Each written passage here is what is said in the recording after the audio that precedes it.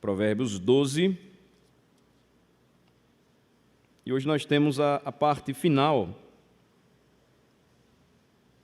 onde Salomão vai fazer uma relação do trabalho cuidadoso, do trabalho diligente, e também vai trazer mais ideias a respeito do modo correto de se falar. Como é que o crente deve, então, fazer uso da sua linguagem, das suas palavras e tudo isso visando a glória do Senhor. Provérbios 12, de 24 a 27. 24 a 27. Uma vez que o versículo 28 é uma conclusão e, ao mesmo tempo, uma transição para o que nós vamos continuar a ver quando chegarmos no capítulo 13. A mão diligente, versículo 24, dominará, mas a remissa será sujeita a trabalhos forçados. A ansiedade no coração do homem o abate, mas a boa palavra o alegra. O justo serve de guia para o seu companheiro, mas o caminho dos perversos o faz errar. O preguiçoso não assará a sua caça, mas o bem precioso do homem é ser ele diligente. Vou ler a conclusão, o fechamento do capítulo 12, no versículo final, 28. Na vereda da justiça está a vida, e no caminho da sua carreira não a morte. Então, o que nós já vimos anteriormente, nós vimos que aqueles que agem de forma mentirosa, aqueles que maquinam em seu coração algo fraudulento, eles então trazem consigo, eles carregam consigo a maldição de seguirem o curso deste mundo, afastando-se dos caminhos do Senhor.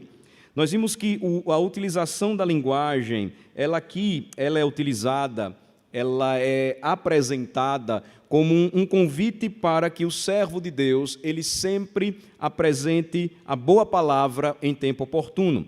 Por exemplo, quando nós olhamos os versículos anteriores que nós já trabalhamos, o versículo 17, a título de introdução, nós vamos lembrar que o que diz a verdade sempre procurará tornar manifesta a justiça, mas a testemunha falsa sempre procurará manifestar a fraude, ou seja, falar palavras mentirosas com o objetivo de enganar.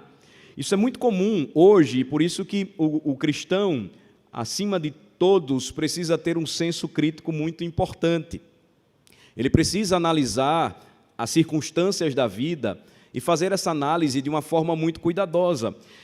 Por exemplo, no último fim de semana nós tivemos novamente um trágico acidente nos Estados Unidos da América, onde um atirador louco, ele disparou contra pessoas que estavam em um show de música country, e aí mais de 50 pessoas assassinadas, centenas de pessoas feridas, e logo então a nossa imprensa e alguns políticos, eles começaram a falar, está vendo que absurdo, o que dá armas nas mãos de pessoas, e eles tentam nos ludibriar e nos enganar de que no Brasil, por ano, acontece a cada dia, dos 365 dias do ano, 3 incidentes semelhantes ao de Las Vegas.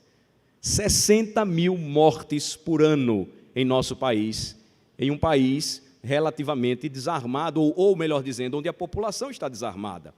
Então, mais uma vez, eu torno a lembrar, o nosso senso precisa ser crítico a respeito das notícias que nos dão, porque vocês estão notando agora que as estratégias, por exemplo, de células terroristas, onde as armas elas não são tão acessíveis, é jogar caminhões em cima das pessoas, das multidões, ou seja, os carros matam mais pessoas no Brasil, por exemplo, do que armas. Se vocês forem comparar o altíssimo índice de acidentes automobilísticos, onde as pessoas usam os carros como se fossem verdadeiras armas. Basta a gente dirigir no trânsito de Aracaju e a gente percebe como o motorista aracajuano, ele é muito mal educado, ele desrespeita as leis do trânsito, ele invade faixa, ele corta as pessoas, ele briga e, se possível, ele vai então matar outra pessoa, vai matar um semelhante que foi criado à imagem e semelhança do Criador, assim como ele.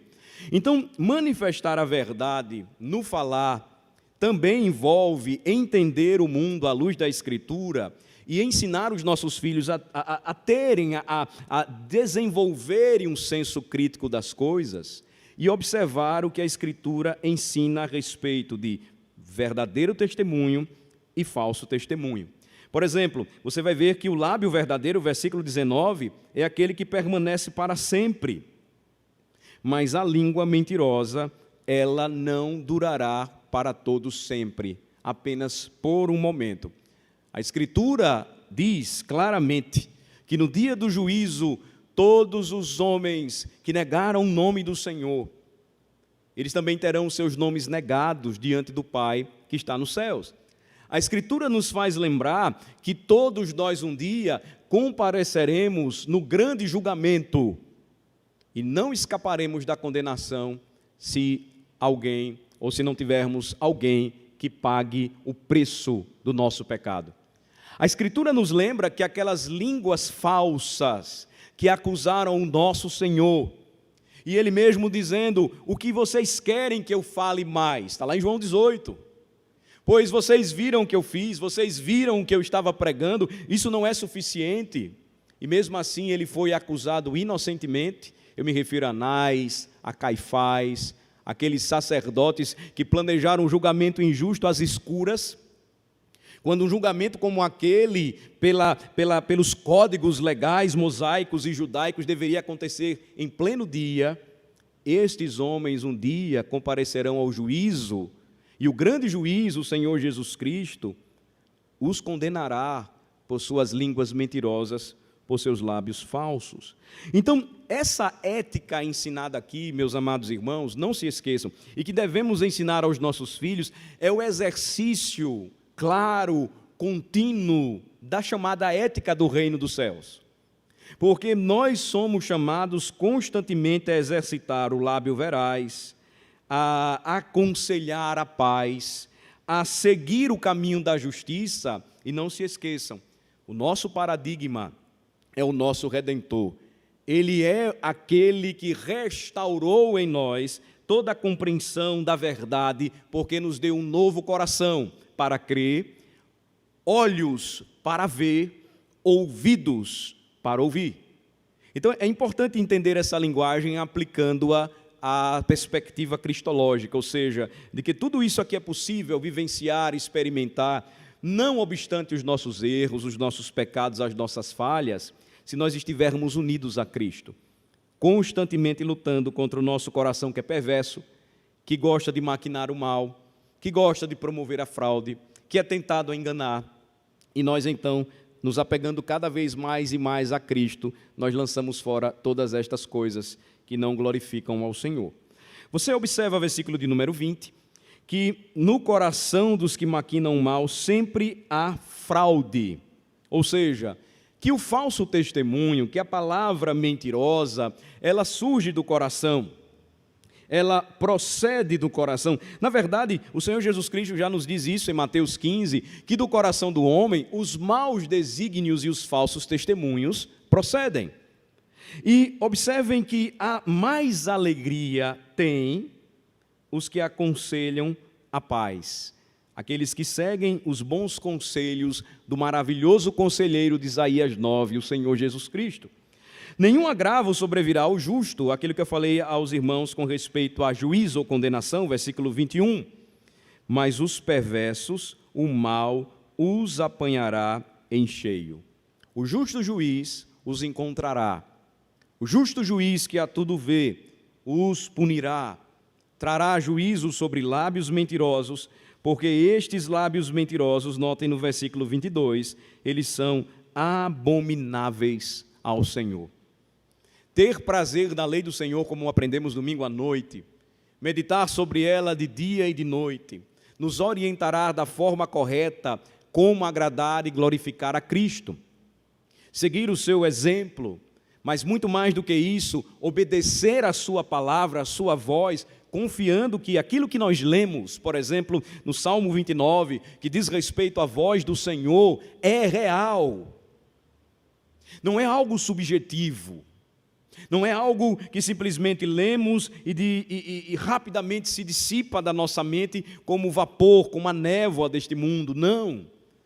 É ler a Escritura com a mente, mas também com o coração que crê, que crê e que confessa ao Senhor Jesus, conforme Romanos 10 nos ensina, de todo o nosso coração. Confessar com a sua boca aquilo que está em seu coração. O versículo 23, então, ele nos prepara para o que nós vamos ver hoje, quando somos lembrados que o homem prudente, ele oculta o conhecimento, mas o coração dos insensatos proclama a estutícia. Mais uma vez, eu vou pegar uma linguagem muito fácil aqui para você entender. Observem que o político brasileiro, ele não gosta de trabalhar obras de saneamento básico. Não é simplesmente por uma questão de que eles não estão muito ligados à ecologia, a combater a poluição, não. É porque na mentalidade do político brasileiro, a obra boa é aquela que os olhos veem. Porque, segundo o ditado popular, o que estes olhos não veem, o coração não sente. De modo que, o que é que eles procuram fazer? Vocês já viram? Eu liberei 2 milhões é pouco, né? Eu liberei 10 milhões, 20 milhões, 50 milhões para o meu estado. Eu trouxe esse dinheiro para cá para investir em o quê? Aí vai aquela mesma conversa fiada, né? Saúde, educação, segurança pública, cultura. Tudo aquilo que eles tentam relacionar com o que os olhos podem ver. Mas eles não têm interesse em mostrar, ou pelo menos fazer aquilo que está oculto, que a maioria da população nem vai perceber, mas é o cumprimento claro, ou a aplicação do seu conhecimento no cumprimento de um dever. Agora tragam essa imagem aqui e apliquem ao que um coração insensato procura fazer. O coração do insensato, ele sempre proclamará a sua estutícia. Ele sempre vai ter vontade de dizer, e proclamar aqui é a ideia de falar isso de forma muito forte, em plenos pulmões, para que todos ouçam, em alto e bom som, aquilo que ele acha ser o caminho da verdade. Lembre-se comigo do versículo 15, o caminho dos insensatos, aos seus próprios olhos, parece reto. E ele não vai medir esforços para proclamar essa falsa ideia de que ele está, sim, trilhando o caminho certo, e o caminho que ele aponta é o que todos devem seguir. O homem prudente, notem, por outro lado, ele oculta o conhecimento. Parece um contraste aqui, porque nós vamos ver em vários momentos provérbios ensinando que nós devemos agir, que nós devemos fazer alguma coisa, que nós devemos falar a verdade, manifestar a justiça. Mas perceba que a linguagem aqui está na prudência, que faz com que o homem sábio, ele entenda o momento certo para falar, para manifestar a verdade, para demonstrar que verdadeiramente o que ele conhece ou o que ele compreende a respeito do mundo se baseia na sabedoria divina da palavra de Deus. Observem que aqui nós estamos percebendo a lição clara e prática do nosso próprio Redentor, que soube o momento certo de ficar calado, e por vezes ele fez isso. E até mesmo o conhecimento que ele possuía, ele não distribuiu para todo mundo, porque ele disse que tinha gente que ia olhar, mas não ia ver, que ia ouvir, mas não ia escutar, e com o coração jamais iria entender o que ele estava dizendo. Porque ele mesmo é o autor da sabedoria, e ele dá a quem quer e revela a quem quer. Agora, perceba que o insensato proclamador da estutícia, ele geralmente é declaradamente visto pelo mundo como aquele que é mais sabedor da verdade, conhecedor das palavras, aquele que tem a solução para todas as coisas. Aí você vai para a Escritura e percebe o apóstolo Paulo escrevendo aos Coríntios e dizendo que o Senhor tomou as coisas loucas desse mundo e tornou-as sábias. Não se engane, irmãos, eu vou repetir o que disse domingo à noite. Os ataques contra o cristianismo, eles sempre irão acontecer, sempre irão existir. Porque o que acontece, na verdade, é uma batalha cósmica, onde as forças do mal, elas acreditam poder vencer aquele que no livro do Apocalipse, capítulo 19, é descrito como um cavaleiro a cavalgar um cavalo branco, poderoso. O seu nome é Rei dos Reis e Senhor dos Senhores, e sai da sua boca uma afiada espada de 2 gumes, e esta espada é usada para ferir as nações. Nós sabemos que a espada relacionada sempre à figura do nosso rei é a sua própria voz, é a sua própria palavra. A verdade do Cristo sempre confrontará os corações daqueles que ainda tentarão proclamar do seu coração a estutícia, aquilo que está em seus próprios corações. Lembre-se que a estutícia é aquilo que o homem acha ou acredita ser verdade. E que a fé cristã vai demonstrar que só existe um caminho, uma verdade em Cristo. Não há meio termo, não há outra opção. Então, observem como este provérbio ele encerra esse ponto, e ele agora vai falar sobre trabalho diligente, relacionando também ainda um pouco ao modo de falar. Observem o versículo de número 24, então, que ele nos diz. Ele vai mudar o discurso para agora um trabalho que deve ser desenvolvido, e ele deve ser diligente, ou seja, ele deve ser bem aplicado. Ele deve ser um trabalho duro, ou seja, trabalho pesado. A mão diligente dominará. Veja, a mão de pessoas diligentes, é o que Salomão está dizendo, que podem governar a si mesmas, sustentará sua independência, obterá poder e, desse modo, exercerá governo. Aqui nós precisamos pensar e refletir um pouco.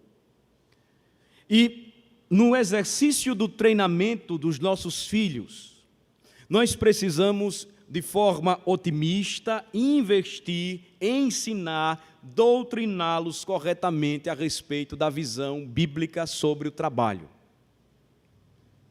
Lembrem-se, o trabalho não foi uma maldição quando Adão pecou no Éden. O trabalho foi uma bênção relacionada a um mandato que o Senhor deu ao homem, que na teologia bíblica chamamos de mandato cultural.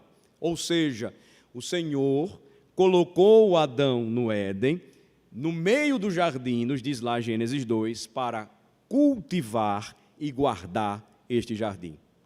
O trabalho, então, sempre fez parte da vocação do homem, e ele deve ser aplicado de forma diligente, repito, de forma dura, de forma pesada, de forma dedicada. Porque quando isto é aplicado, o que é que nós vamos perceber? Quem faz isso exerce governo.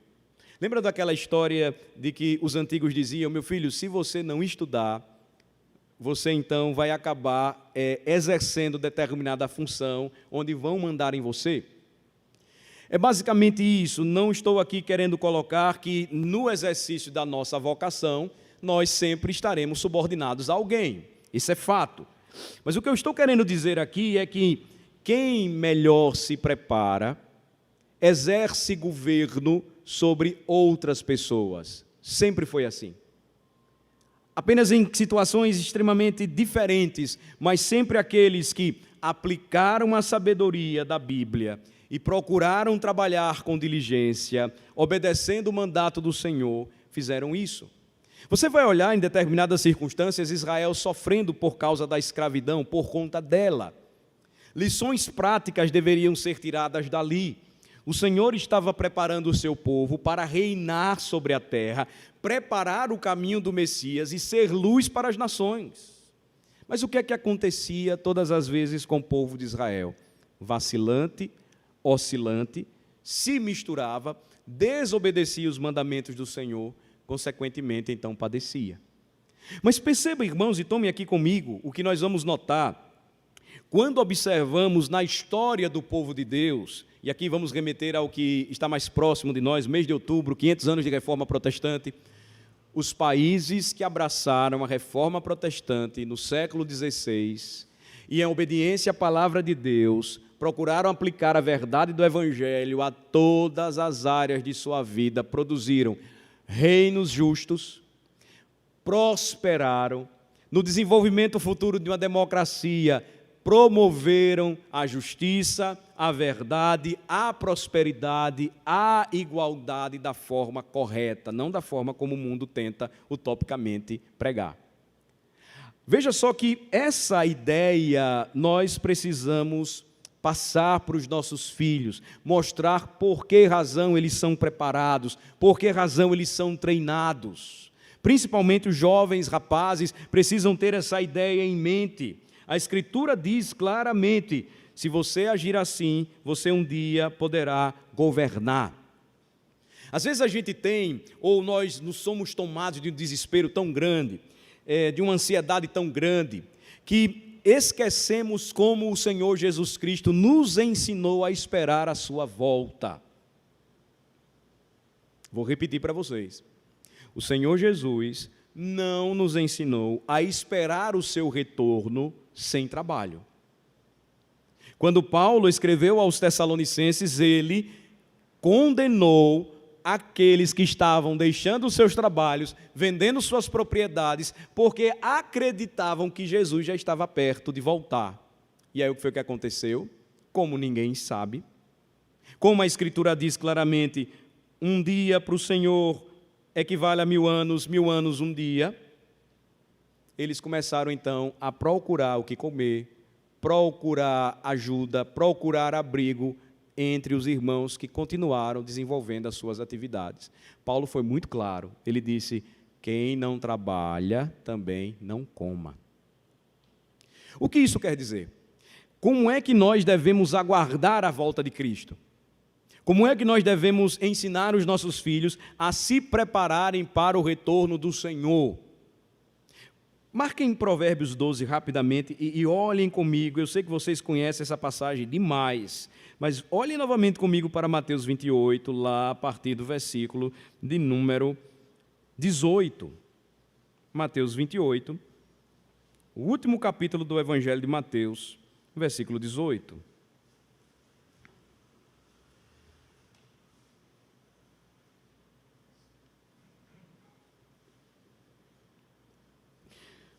Jesus, aproximando-se, falou-lhes, dizendo: toda autoridade me foi dada no céu e na terra. Então, a primeira verdade que o Senhor Jesus afirmou para os seus discípulos foi: toda autoridade me foi dada no céu e na terra. Eu sou o Rei, Senhor de tudo e de todos, no céu e na terra. Toda autoridade me foi dada. Agora, como é então que ele nos ensinou a esperar ou aguardar o seu retorno? Ele nos ensinou primeiramente a orar: venha o teu reino. Mas também nos ensinou a orar: faça-se a tua vontade, assim na terra como no céu. Qual é a vontade do Senhor Jesus até o seu retorno? Ide, portanto, fazei discípulos de todas as nações. O imperativo aqui, ele está colocado na língua grega na ordem fazer. Fazei discípulos de todas as nações. E aí então ele vai explicar como: indo, batizando e ensinando. Como é que nós então devemos ensinar os nossos filhos, prepará-los para dominar o mundo? E aqui entenda, o domínio passa pelo entendimento claro da grande comissão. O Senhor nos ensinou a agir fazendo discípulos, ou esperar o seu retorno fazendo discípulos. Ele contou várias parábolas, ou pelo menos duas, eu me lembro aqui, aplicando o seu retorno, a sua segunda vinda, a trabalho diligente. Quem não era diligente, o Senhor então condenava por sua negligência. Observe então, irmãos, voltem comigo, por favor, para Provérbios 12, que quando Salomão fala sobre esta mão diligente, ele vai dizer que este que possui tal mão diligente é alguém que governa a conduta de alguém subordinado a ele. Ele vai exercer domínio sobre a criação, aqui quer seja numa relação de trabalho, ou quer seja numa relação política de governo, como um governante de uma nação, mas as suas variações são muitas aqui. Você deve treinar o seu filho, por exemplo, a saber exercer esse domínio, primeiramente, no exercício do governo da sua casa. Se ele vai constituir família, ele precisa ser um bom líder, um bom chefe de família, ele não pode ser negligente, ele precisa ser aplicado, ele precisa dar tudo pelo seu pequeno reino. Olha só que interessante, muito se falou a respeito desse incidente em Las Vegas, triste incidente, mas não se mostram algumas imagens que são reais e que confrontam a ideia ainda hoje de que os homens na terra eles devem sumir porque são um bando de machistas e que ainda hoje oprimem as mulheres e aquela conversa toda. A gente sabe que tem muita gente ruim no mundo e não só homens, mulheres também. Mas existem imagens claras, marcantes, de que no momento em que aquele homem louco ele está atirando de uma distância grande, de um andar elevado, de um hotel luxuoso, as mulheres correm desesperadas e os homens estão ao lado. Um marido havia completado 1 ano de casamento, com 29 anos de idade, morreu abraçado à esposa com um tiro nas costas. O que foi que ele fez? Protegeu. Exerceu o governo, exerceu o domínio. Ali era o bem mais precioso para ele. Treinar filhos, então, ou ensiná-los, passa por isso, porque desse modo ou dessa forma, a semelhança de Cristo, o verdadeiro líder estará disposto a fazer sacrifícios, a salvar quando necessário for o inocente, o mais fraco, a assumir posições de liderança e governar com sabedoria e justiça. Isso é muito importante. E olhem que por falta, eu diria, de tal visão, o movimento evangélico brasileiro não avançou nos últimos anos como deveria avançar. O que é que eu estou dizendo? Eu estou fazendo aqui uma análise e tentando aplicar o ensinamento do livro de Provérbios ao tempo da presença evangélica brasileira em nosso país. São mais de 150 anos já aqui. E aí eu pergunto a vocês, quantos presidentes nós produzimos? Eu só lembro de Café Filho, que substituiu por 1 ano Jânio Quadros, era um presbiteriano, e disseram que um outro, na época do regime militar, um general, ele era metodista ou era luterano. Bom, quantos prefeitos, quantos governadores, quantos magistrados, quantos vereadores, quantos deputados? Eu não estou falando desses que não têm essa compreensão e que hoje se auto-intitulam evangélicos, não. Eu estou falando de gente crente com uma visão de mundo cristã, aplicada ao que Provérbios diz: a mão diligente dominará, mas a remissa será sujeita a trabalhos forçados. Porque boa parte da população evangélica brasileira, ela não está assumindo posições de liderança, mas posições de subordinação.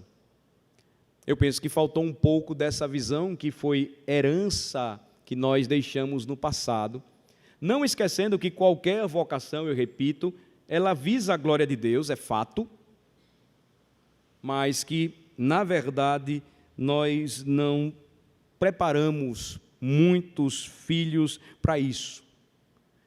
Nós tivemos sempre aquela ideia de que existem alguns caminhos ruins e alguns caminhos que os nossos filhos iriam se perder, quando, na verdade, ser sal e luz e cristãos em lugares certos fariam muita diferença, sim, poderiam mudar a cara da nossa nação. Então, aqui temos um exemplo e uma lição para orar pelos nossos filhos, orar pela futura geração de crentes. Lembrem-se, nós não sabemos quando o Senhor Jesus Cristo vai voltar. Eu sei que quando você é mais velho, você pensa, mas está acontecendo tanta coisa ruim, o Senhor vai voltar mesmo, está próximo isso, mas nós não sabemos. Terremoto sempre teve, tornado sempre teve, guerra sempre existiu, maldade e violência também, mas onde o Evangelho chegava, as trevas, elas sumiam através do brilho glorioso da luz do Evangelho, da graça de Jesus Cristo. Então, ao invés de fazermos contas a respeito da volta do Senhor, nós devemos fazer aquilo que a Bíblia diz: ore e trabalhe. Agora trabalhe duro, trabalhe pesado. Ensinar o filho a ser diligente desde o início, com seus estudos, contrariando aquilo que o nosso país, infelizmente, tanto apregoa. Não sei se vocês viram recentemente agora um garoto com um dom, um talento para tocar acordeon, tocava com sua mãe para complementar a renda, foi proibido. A mãe foi punida por isso. Mas em nosso país, criança de 5 anos pode entrar em museu e pegar na mão de homem sem vergonha nu. Nós precisamos lutar contra isso. Ensine o seu filho, sim, a desempenhar pequenas tarefas. Cuidado, porque no exercício disso você precisa ser sábio para não expor o seu filho e você, infelizmente, às infames leis da nossa nação, que são contrárias a ensinar o filho de forma equilibrada a trabalhar, que isso não é demérito, não é vergonha. Você não vai botar o seu filho para ser o seu escravo, você vai ensiná-lo a algo bom, além dos estudos. Aplique, faça o que a Bíblia diz, e nós vamos ver a diferença. Ele pode ser o cidadão mais simples, mas ele não vai deixar essa simplicidade se ele se tornar o cidadão mais elevado da nação. Por que não? Por que não orar e esperar um dia em que nós possamos ter um dos nossos filhos em posições de importância, fazendo a diferença para o nosso estado, a nossa cidade, o nosso país? Por que não? Se esse é o querer de Cristo, fazer discípulos de todas as nações, dominando os espaços. Isso é uma verdade gloriosa. Finalmente, lembre-se que a mão remissa, ela então vai sofrer, ela vai ser sujeita a trabalhos forçados. Ou seja, se nós não assumirmos uma posição em que, com seriedade, devemos encarar o trabalho, nós também não vamos trabalhar pela promoção da verdade, não vamos lutar contra as injustiças, e da forma correta, da forma bíblica, e, consequentemente, determinados direitos, eles vão ser arrancados das nossas mãos, dos nossos filhos, e nós vamos continuar silentes. Ou você acha que a nossa nação ela é tão livre assim? Com tantas regulações, com tantas leis, com tantos impostos. Você abastece um carro hoje, se você botar pelo menos um tanque de 50 litros vazio, você vai chegar a 200 e poucos reais com a outra da gasolina. Você deixa lá mais de 90 reais de imposto e a gente fica calado diante de tudo isso. A gente não se articula, a gente não se organiza, a gente não muda a cara do nosso país. Os cristãos, ao invés de se preocuparem com o oba-oba, que a gente está vendo tanto hoje, né, se reúnem para marchar na rua, para fazer aquilo que a Bíblia diz que é para não fazer. E, às vezes, a gente não tem essa unidade, porque a maioria não olha para o que a Escritura diz claramente, e aí nós não lutamos contra aquilo que, de fato, está cesseando os direitos dos nossos filhos, os direitos dos cidadãos, das famílias brasileiras. Então, para finalizar ou para fechar aqui, eu queria só lembrar a vocês que a mão que evita o trabalho, ela acaba realizando as tarefas mais pesadas.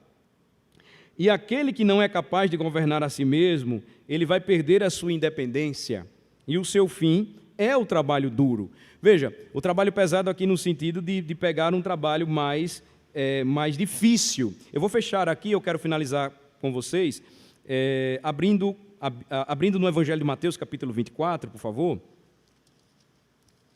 e trazendo essa aplicação, tomando a palavra de Cristo. Mateus 24, versículos 45 em diante.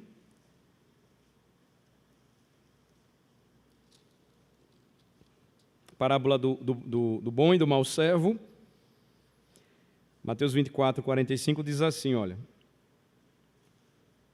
quem é, pois, o servo fiel e prudente, a quem o Senhor confiou os seus conservos para dar-lhes o sustento a seu tempo?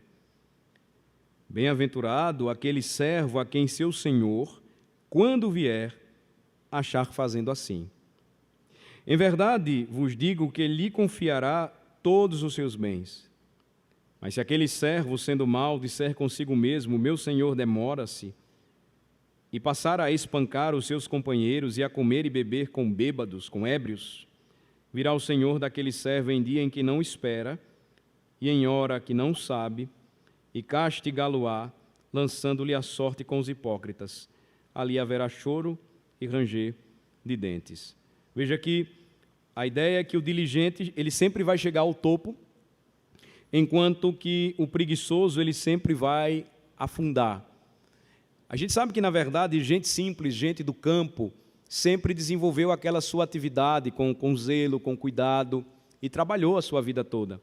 Mas nós temos várias histórias de filhos que tiveram muitas oportunidades e hoje estão sofrendo e pegando trabalho duro, pesado, justamente porque eles não aproveitaram as oportunidades que tiveram. Então, lembra sempre isso para o seu filho, a oportunidade que ele tem, que você pode dar, para que ele procure, para a glória do Senhor, ser este servo diligente, que o Senhor confiou o seu sustento e ele, então, fez com que tudo isso prosperasse. A outra referência está em Mateus 25 ainda, a outra parábola dos talentos. Olha só, a partir do versículo 14.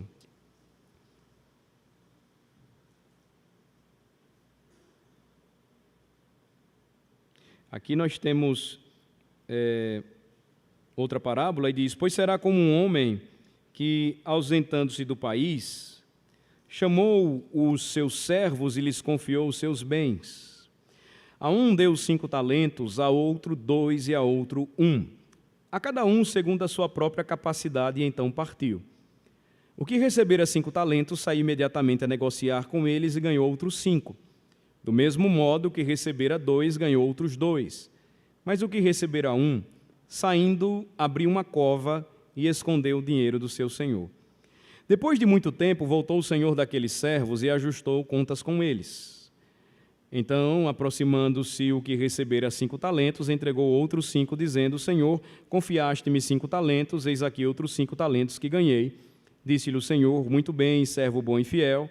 Foste fiel no pouco, sobre o muito te colocarei, entra no gozo do teu senhor.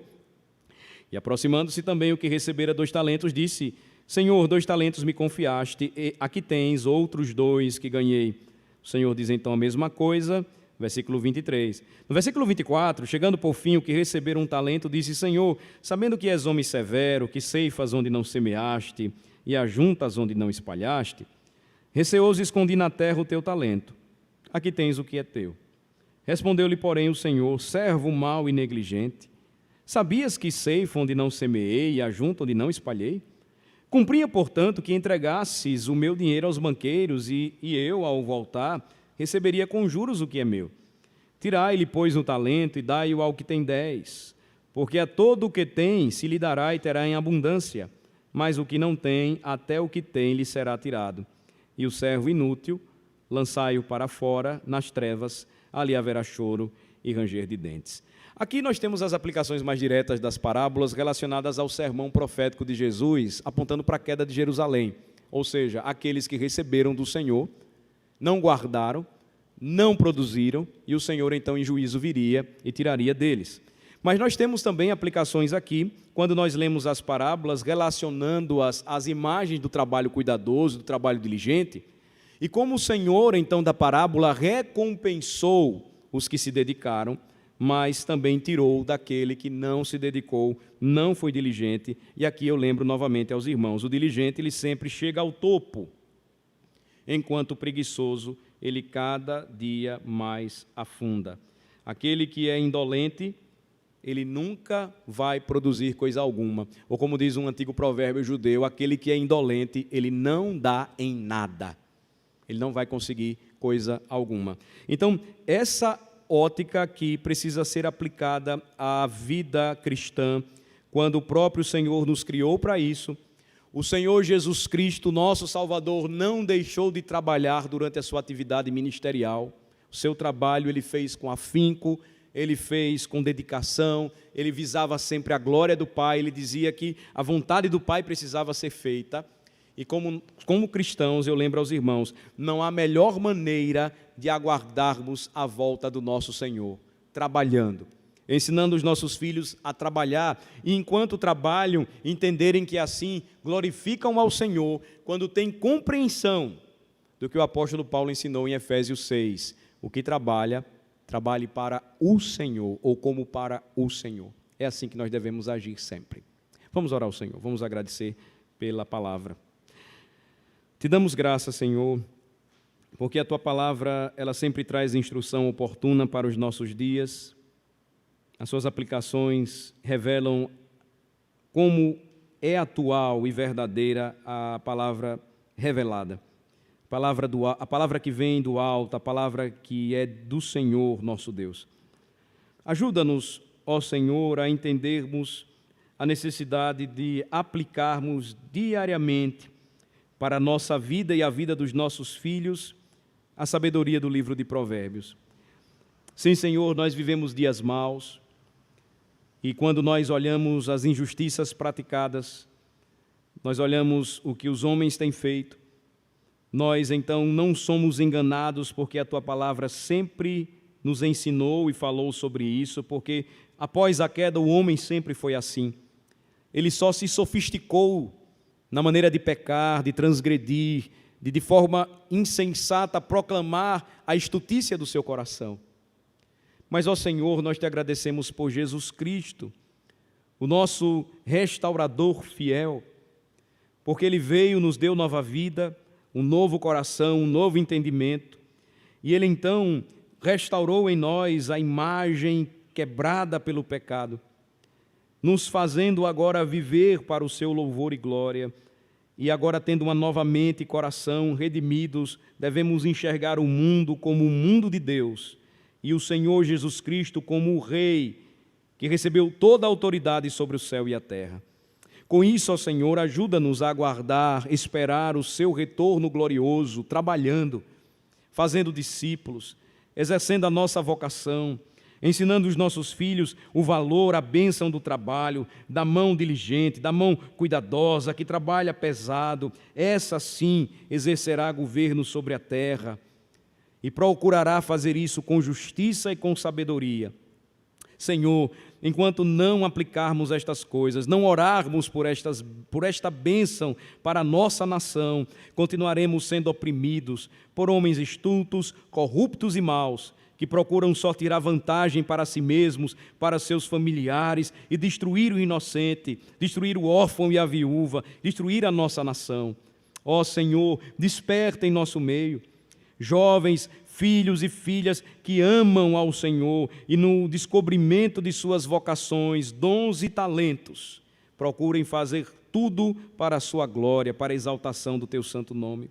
Nós que ainda estamos em atividade, ajuda-nos, ó Senhor, a sermos exemplo para os nossos filhos em casa, no trabalho, na igreja, a fim de que eles possam enxergar, sim, que não é uma palavra distante, tudo o que lemos e aprendemos, mas é verdadeira e real. Ela não é subjetiva, mas ela aponta para uma fé objetiva, a fé que é dos filhos de Deus, a fé que nos foi dada pelo Senhor e que nos leva a crer que o nosso Rei, o Senhor Jesus Cristo, Ele nos deu essa ordem e nós devemos cumpri-la por sua graça somente. Ó Senhor, abençoa-nos e concede-nos estas bênçãos. Nós oramos humildemente, em nome de Jesus. Amém.